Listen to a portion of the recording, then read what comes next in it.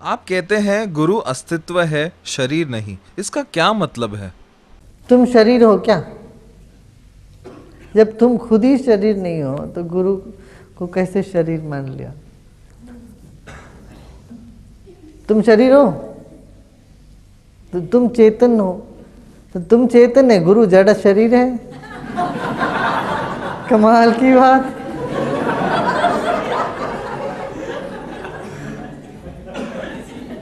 गुरुदेव, मैं क्या हूँ और अस्तित्व क्या है? बस ये अच्छा है, मैं क्या हूं यहीं पर रुक जाओ। इसी में गहराई में जाते जाते फिर ईश्वर का पता लग जाए। पहले मैं तो अपने पास, तुम तो हो ना, तुम हो ना, तो मैं क्या हूं पता लगा लेना पहले, बाद में ईश्वर का पता लगा लेना। क्या जची बात? अच्छी लगी? फिर ऐसा नहीं कह सकते ईश्वर नहीं है जब तक हम सिद्ध नहीं करते, ये भी नहीं कह सकते है ईश्वर है ये तो तुम्हें नहीं पता, मगर ईश्वर नहीं है ये भी नहीं कहना चाहिए।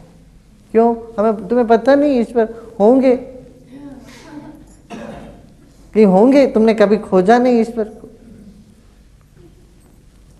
तो मैं का पता है, अभी थोड़ा सा पता है, पूरा तो पता नहीं। ईश्वर का तो बिल्कुल नहीं पता, कुछ अनुमान लगता है। जैसे कहीं दूर, अभी कल हम बैठे थे यहाँ गंगा किनारे, वहाँ दूर से धुआं निकल रहा था। वो धुआं को देख के हमने क्या सोचा, अच्छा वहाँ आग लग गया। आग तो नहीं दिखा दी, तो धुआं को देख के आग का हमने अनुमान लगा लिया ना। इसी तरह की सृष्टि में सब कुछ स्वयं चालित है, एक नियम से चल रही है।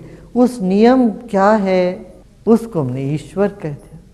नियम को या नियामकता को हम ईश्वर कहते। ये अनुमान से सिद्ध हुआ, सीधा तो नहीं पता चला। हाँ?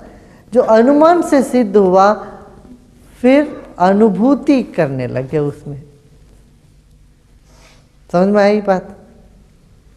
हाँ, तो अनुभूति के लिए पहले मैं कौन हूँ समझना पड़ेगा। मैं कौन हूँ ये पूछते पूछते फिर वो भी अनुभूति होने लगती है। अनुमान से अनुभूति में उतरते हैं, तब ज्ञान पक्का हो जाता। तब कहते हैं सर्वम खलु विदम ब्रह्मम, यह सब जो मैं हूँ वही ये सब कुछ है। जो मैं हूँ वही ये सब कुछ है। मैं तो ब्रह्म हूँ और ये सब कुछ भी ब्रह्म है। और ब्रह्म क्या है? जो सत्य है, जो अनंत है, आकाशवत है।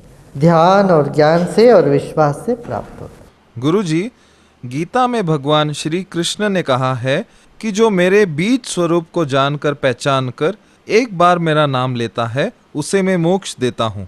वह बीज स्वरूप का संकल्प क्या होता है? सच्चिदानंद मेरा स्वरूप। मैं क्या हूँ? शरीर नहीं हूँ। कृष्ण ने भी बोला अवजानंती माम मूढ़ा मानुषीम तनुमाश्रिता। ये मूढ़ लोग मुझे गलत जानते हैं, मुझे शरीर में मनुष्य समझते हैं, देहधारी मनुष्य समझते हैं मुझे। परम भावम अजानंतो मम भूत महेश्वरम। मेरे उस भाव को, उस स्वरूप को ये लोग जानते नहीं हैं। ये भूतों के अधिपति है, इस ज्ञान को कोई जानता नहीं। ये बात बोला। तो जैसे तुम शरीर हो, क्या लोग समझे तुम शरीर हो? तुम शरीर हो। तेरा मन को किसी ने देखा है? अरे तू खुद नहीं देखा, कोई और किसी और की क्या बात है? और ने तो तुम्हारा मन को देखा ही नहीं, झांका ही नहीं। तुम जरा बैठ के देखो तुम्हारी मन क्या है। वो तो कुछ नहीं है, मस्ती है, आनंद रूप। गुरुजी, सिंदूर लाल रंग का क्यों है?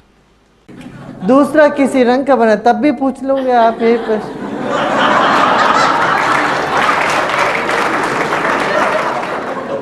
ये पीला क्यों बना है? क्योंकि लाल नहीं बना तो पीला बना। सिंदूर लाल बना है ताकि तुम लाल हो, ये बताने के।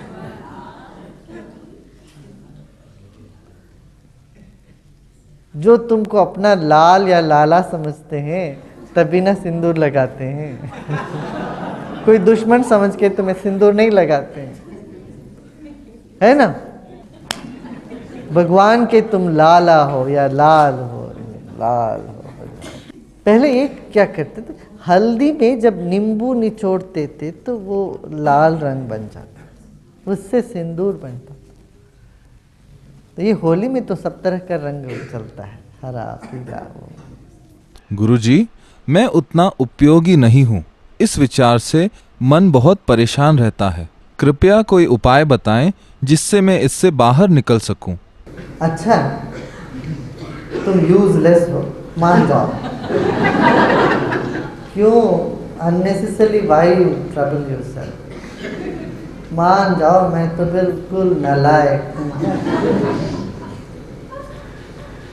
तुम्हारा अहंकार मानने नहीं दे रही इस बात को, इसके तो मैं भी कुछ हूँ, मैं यूजफुल हो जाऊँ।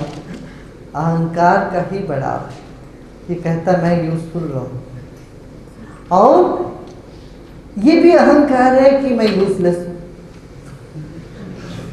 दो तरह का अहंकार, मैं बिल्कुल यूजलेस हूँ, ये भी अहंकार है, और मैं बहुत यूजफुल हूँ या यूजफुल बनूँ, ये भी एक तरह का अहंकार है। इसमें यूजफुलनेस में एक और बात यह है, एक तरह से अच्छा है ये प्रश्न मन में बना रहे, मैं कैसे और यूजफुल रहूं, मैं कैसे और उपयोगी बनूं। इस प्रश्न तुमको जीवन में सेवा के लिए प्रेरणा देने लगेगा समय समय पर। तो एक तरह से ये प्रश्न अच्छा है, मैं कैसे और उपयोगी बनूं, मैं कैसे और उपयोगी। मान लो ये प्रश्न यदि नहीं होता तो एक और प्रश्न आ जाएगा, मैं क्या हासिल करूं, मैं औरों से क्या मांगूं, ये हो जाए। इस मनोदिशा से बेहतर है मैं कैसे और अधिक यूजफुल हूं। नहीं, बनाए रखना। से कैसे बाहर निकलें, या अंधश्रद्धा आती कैसी है? श्रद्धा ही आंख है, तो अंधश्रद्धा शब्द ही बेकार है। तुम्हारे में श्रद्धा होगी या नहीं होगी? तुम्हारे पास अंधश्रद्धा मान वाली चीज कोई चीज होगी कि नहीं? असंभव है। किसी और की श्रद्धा को तुम कह सकते हो अंधश्रद्धा, मगर उनके लिए वो श्रद्धा है। तुम अपने जेब में कभी भी अंधश्रद्धा नहीं रख सकते, तुम अपने पास अंधश्रद्धा रख ही नहीं सकते हो, असंभव है। औरों की श्रद्धा को कहना ये अंधश्रद्धा है या ठीक श्रद्धा है, ये आपका कोई अधिकार ही नहीं। पहले हल्दी लगाया करते थे, हल्दी लगा के समझते थे कि बहुत अच्छा है। जैसे गोबर का उपाय करते थे घर के सामने, सोच के फिर उसके ऊपर रंगोली वगैरह डालते थे, फूल वगैरह रखते थे। कितने लोग उनको कहे कि ये तो अंधश्रद्धा है, मगर बाद में निकला कि उसमें कुछ तथ्य है, बड़ा डिसइंफेक्टेंट। चाहे वो विज्ञान के क्षेत्र में हो या धर्म के क्षेत्र में हो, जब भी एक श्रद्धा टूटती है तब लगती है ये अंधश्रद्धा। अंधश्रद्धा वर्तमान की वस्तु नहीं हो सकती, वर्तमान का सिद्धांत नहीं हो सकता, ये भूतकाल का सिद्धांत हो सकता। जब तुम्हें ज्ञान मिलता है किसी वस्तु व्यक्ति परिस्थिति के बारे में, और उसके बारे में जो अज्ञान या गलत धारणा था तुम्हारे पास वो टूटता है, तब तुम कह सकते हो था। अंधश्रद्धा वर्तमान की वस्तु नहीं हो सकती, वर्तमान का सिद्धांत नहीं हो सकता, ये भूतकाल का सिद्धांत हो सकता। जब तुम्हें ज्ञान मिलता है किसी वस्तु व्यक्ति परिस्थिति के बारे में, और उसके बारे में जो अज्ञान या गलत धारणा था तुम्हारे पास वो टूटता है, तब तुम कह सकते हो वो श्रद्धा, वो धारणा, वो गलत, वो अंध।